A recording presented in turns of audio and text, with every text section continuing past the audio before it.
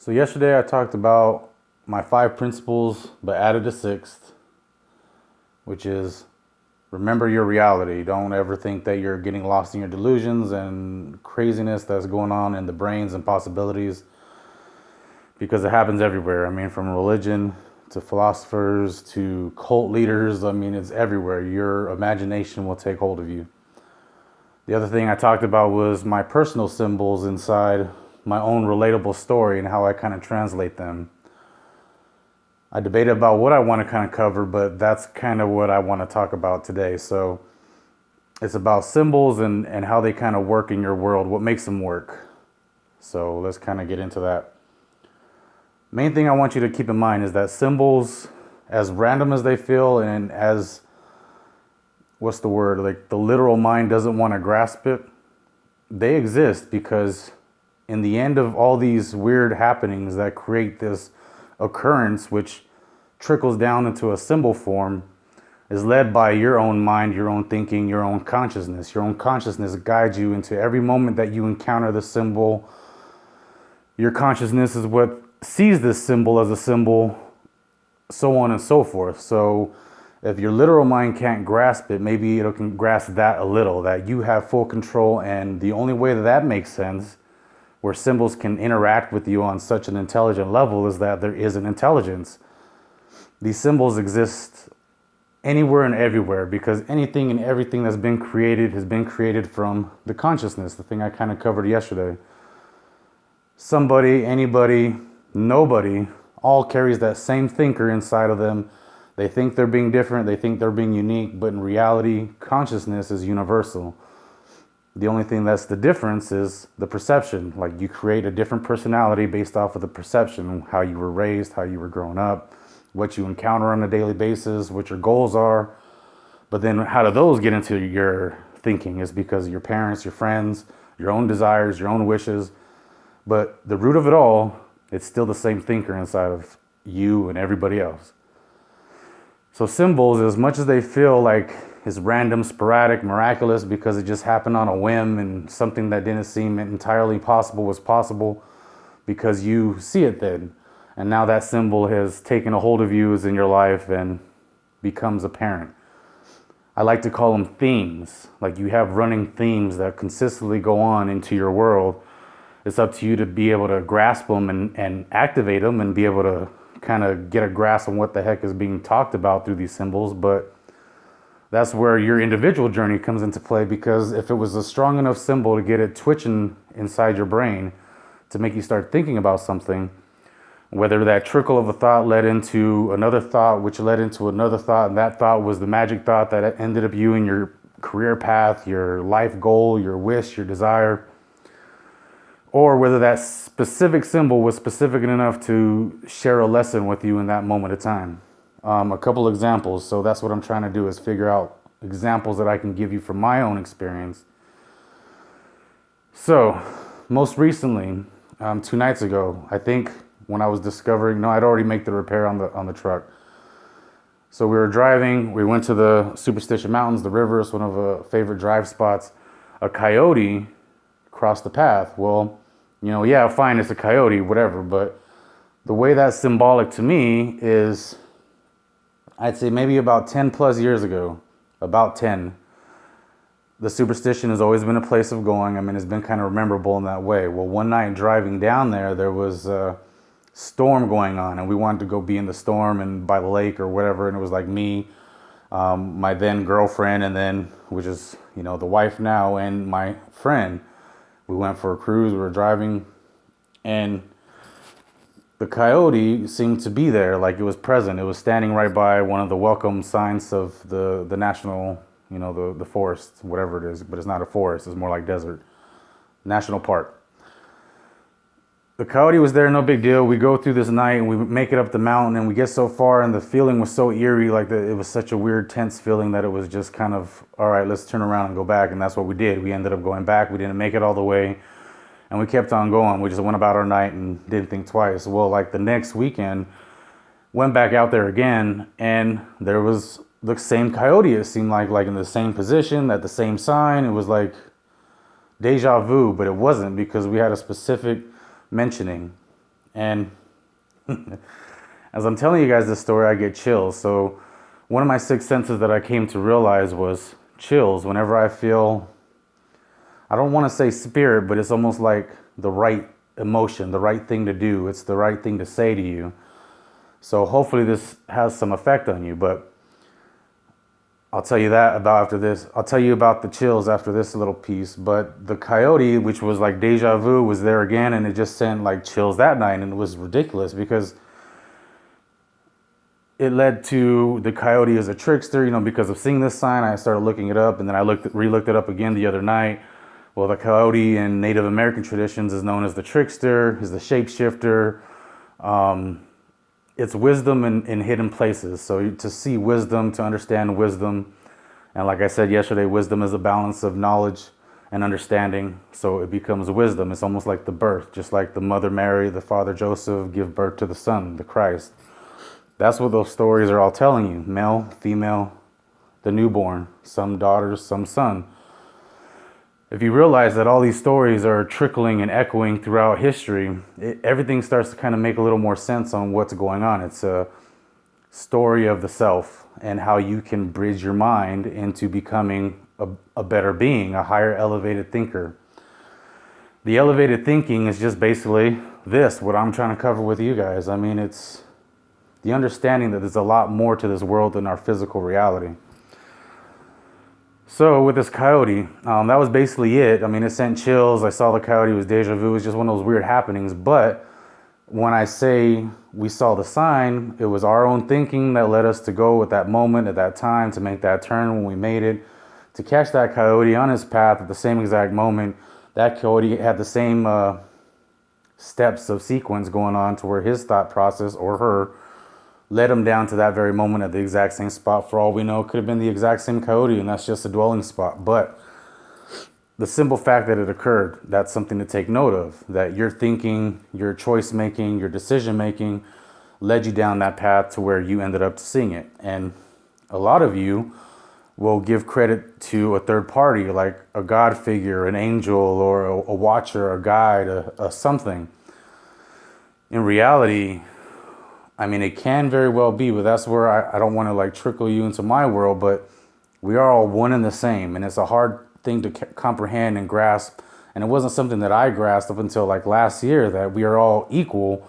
We're all the same thing, maybe on different layers of the pie or the cake, but at the same time, we're on the same realm. And in reality, your own thinking is being what's leading you down these things. So enough of the coyote.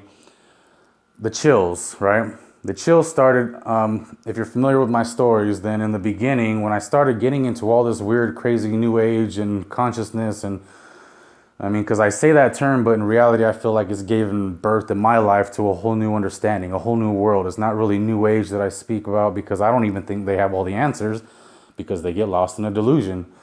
Every sect, every segment, every category of people that seem to organize together, or at least the radicals, the individuals that are pushing out this information, like me per se, somehow, some way, the ego will get involved and it becomes a delusion. Like you start to get wrapped up into the aliens are going to abduct, they're going to take over, that Jesus is going to come, he's going to take all the people. And it's great to believe in something. I mean, to believe in something is the first step, because this is one of the requirements of Freemasonry, is that you have to believe in a higher power. It doesn't matter which higher power. You could be Muslim, Christian, Judaic. It doesn't matter. You just have to believe in something. And that's the main reason why, because to believe in anything is the first step. Like if someone is sick, it's been noticed that in studies, any person with the belief of a higher power is going to be more inclined to be able to heal themselves or better themselves, just based off of that simple understanding that there is a power with you, that there's a higher force with you, because we all need that power in our brain to be able to assist us to a higher level.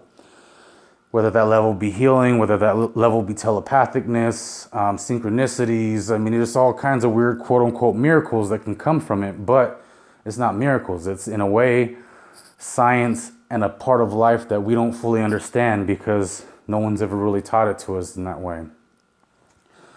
Chills, back to that point.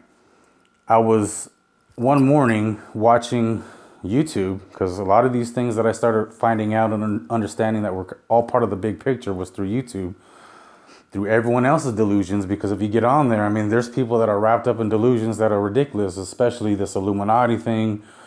But it's all half truths. I mean, just like the Bible and everything talks about, Satan, quote unquote, will give everything in half truths. Well, I got a secret. Satan is within you.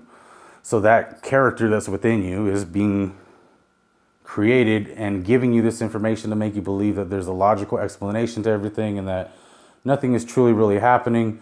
It's a figment of your imagination. Nothing is really magical of any sense, because there's always logic to answer everything. But if you understand that your delusions will take over at some point, as long as you're aware of that possibility, it kind of steers you away from that option, I think, as long as you can understand it. So I was watching YouTube. It was about the Pleiadians. I was on this alien kick. So it was like the Pleiadians activation or something. And when I started watching it, like right from the get-go of that video to the very end of that video, which was like a 15-minute video, it gave me chills the entire time. Like those words in that video was everything that I needed to hear in that moment in order for me to kind of, quote unquote, activate or enter a new level, a new spiritual level. Because what we exist in is a living drama. Like we live in a play, and you almost get graduated upon every conscious level. Like you'll always experience a new conscious understanding of the world around you based off of your experiences, because that's what we're here for, is the experience to do good, the experience to do something with our soul, to master it, to perfect it, to understand it. So this video was the beginning of my chill sensation. I mean, like not too long after that, if it wasn't even the night before or something to that effect, I had my quote unquote Kundalini awakening that had to do with my mom's rock. In a video where I labeled it my awakening or something like that, I discussed the Kundalini and how it happened with my mom's rock. But at her grave, there was a rock out there that I took home and washed it. And when I took it to my pillow, I slept with it under my pillow. Tremors were going on. It was weird. From that day forward, I always have chills. So it's like my sixth sense. It's not all the time, but when I feel a spiritual, and I gotta always say quote unquote, because my definition and understanding of spirit has kind of evolved to a weird place that is not fully what I used to believe it was. Like when I say spirit, I know what you're thinking because I used to think that. But it's like a weird invisible realm now, more than it is any kind of direct spirit. So when the chill started happening, I started getting more advanced in my understandings of my intuition. Like I started listening to my intuition a little bit further, and I would actually react on it. I would do things that were inclining to my intuition. Like right now, I wouldn't be here if it wasn't for my intuition pushing me in order for me to get here and do some of these explainings for you. My ego, my consciousness that I reside in my head, will constantly find every reason in the book to not do this and why it's not necessary. Because one of the problems or battles that I have with doing these videos is, and it's part of that whole don't get lost in your delusion thing, because my world, I almost feel I have so many synchronicities, I have so many things, like my brain is just on point with the world around me. It feels like at times. It feels like a dream. Like I know my dreams. I'm very active in my dreams. I can be a lucid dreamer at times. It takes certain things to get that to go. I can't really do it fully intentional. I'm working on it. But this life feels like a dream, and that's what will become your understanding, is that, you know, whatever you think all of a sudden is presented to you. Like whatever's going on in your head, it will be presented to you in some form or fashion. It's manifestation. It's the secret. But with that, the only reason that's able to exist is because either one of two options. Either A, your brain is that magnificent and is creating things for you to experience, or B, this is literally a dream of some form and we are just dream characters. The only difference is that we're not the ones actually dreaming. We're like the dream character. But if you consider that like your own dream, that's still the individual. That's still the source, originator, the dreamer. So no matter if you're the dream character or not, it's still, you are part of the source. Everybody is part of you. Everything in this world is a part of the same thing. That's the whole kind of concept of universe, the uni, I believe. So with spirit, it'll come in these weird forms. I explained the raven a little bit. I just covered my coyote. There was another one that I wanted to bring up. and I can't fully remember now what it was, so it must not be meant to be brought up. So in my world, I live in this kind of bubble of, was it meant to be, was it not meant to be? And I used to be that way all the time, but now through the days as they go on, now to the years, it's almost like I take it and I run with it. If something's not happening the way I planned it, plotted it, or thought about it, it's not supposed to be that way, you know? Everything is happening in divine unfoldings. So no matter how much planning and giving that you try to make something happen for your own self, because again, that's part of the ego trying to create the world around you. You have to roll with the blows and you have to take it how it comes, and that's also what they say is life.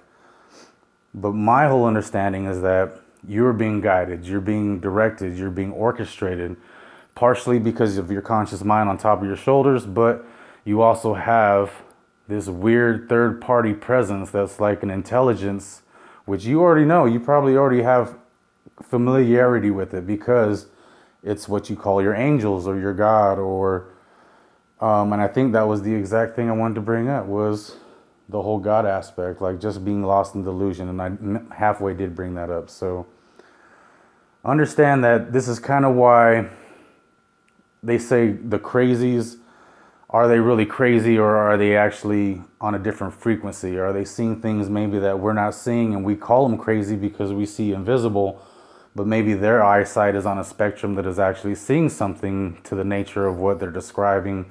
As crazy as madness as it may sound when they're talking, you know, when you listen to what's the word, the ones who have problems with that in their mind. I guess it's not meant for me to say that word, but when you look at the people with literal delusions, they get lost in them so much so that they can't distinguish that delusion from reality, whether it's people trying to get them, trying to kill them, you know, it could be demons, it could be people, it could be whatever.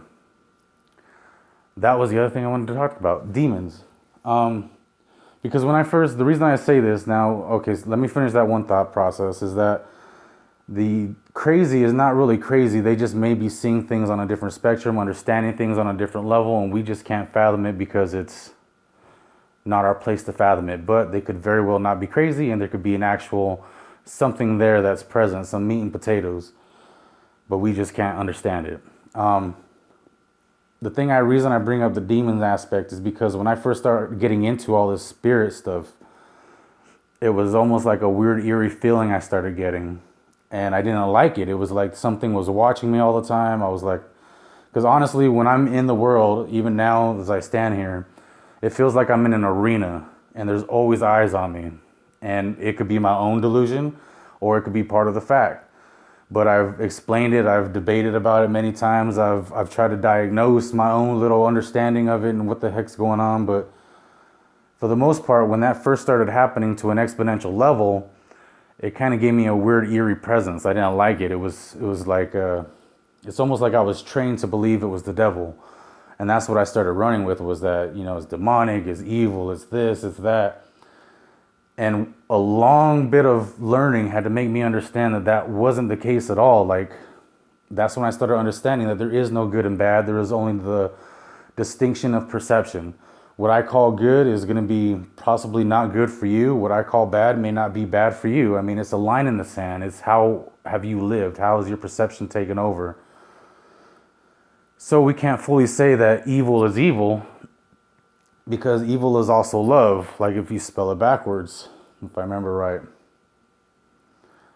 Something to that effect. I remember there was some weird thing about that, evil and being love at the same time. But that's exactly what life is that there's this weird polarity, this universe, this weird, everything is everything. It doesn't matter good or bad. It's all one and the same. It's nature. It's what we exist in. It's the balance. We live in a perfect balanced nature. So there is going to be quote unquote good and there is going to be quote unquote bad. And it's you, the perceiver, that determines that line. As long as you know that, understand that this presence, that if you ever feel it, or, you know, to the level that I felt it at least, and maybe that's something I'm trying to figure out also, am I somehow different than the most? But in all honesty, it took learning to get to this place that I feel I'm at today. Intuitional understanding, like being able to understand what gut impulse is coming through to you, what first image is coming through to you, It's up to you to be able to distinguish all of that. You have to learn it. Just like any psychic or medium, they talk about the symbols that they see in their head and how it correlates to this understanding and what this usually means. If they see a feather, it means this. If they see a key, it means this. If they see a door, it means this. That's what you got to do. Do you want to do it? Do you have the gumption to actually pursue it and stay with it and figure it all out? Like, that's the game. This whole understanding may not be for you. Maybe you want that third party, but that's the trickle effect, is that you constantly give power. And when I say you, I mean the average individual will constantly give up their own individual power for a third party to tell them exactly what's going on. And that's in religion, that's in cults, that's in movements, that's in almost everything. The ego will take over in that way, and it wants you to give up your power without you realizing you're giving it up. Like, your own self wants to give up its own power because you're in a weaker state that way. And then some will classify that as the demons trying to get you. And I mean, that's what I'm saying. Like, is religion has conditioned you to believe that if you feel anything invisible, if you have any external forces being felt, that it's all satanic and you're going to hell and you're going to burn forever for eternity. And it's all the mind. It's the individual. Don't get me wrong. There's an afterlife. There's something going on, because I have plenty of communication of sorts with my loved ones that have passed on. So they are there, they're present, and that's how it led me to believe that we are all one and the same. Either I'm creating that loved one and that effect of that loved one, or that loved one is truly showing me. And more times than none, I get put into situations that I feel I had no control over, so I can't give credit to myself for those circumstances. I have to give credit to the external force that I feel is present. There's so many different more things to this, but that's a basic nutshell of what I kind of wanted to say to you. So we'll go from here and then see what tomorrow brings. I want to cover ego and a little bit of how I describe the ego, but day by day we'll see how it goes, even if one gets posted. But I'm trying to be consistent. I'm trying to be here for you guys. So thank you.